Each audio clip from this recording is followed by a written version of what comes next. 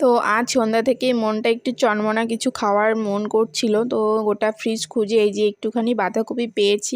তো ভালোই হলো, বাঁধাকপিটা দিয়ে কি করব ভেবে পাচ্ছিলাম না। তো ভাবলাম যে বাঁধাকপির পকোড়া করা যাক। তার জন্য দেখো চালটাকে ভিজিয়ে রাখলাম, কিছুক্ষণ ধরে একটু আতপ চাল ভিজিয়ে রেখে দিলাম। আর যে বাঁধাকপিটা বের করছিলাম ওটা ভালো করে ধুয়ে এই ঝুরি করার মেশিনটা দিয়ে ভালো করে ঝুরি করে নিচ্ছি। ঝুরিটা করলে মানে ভেতরের বাঁধাকপিটা ভালো সেদ্ধ হয়, আর বড় বড় হলে সেরকম ভালো সেদ্ধ ভাজা হয় না।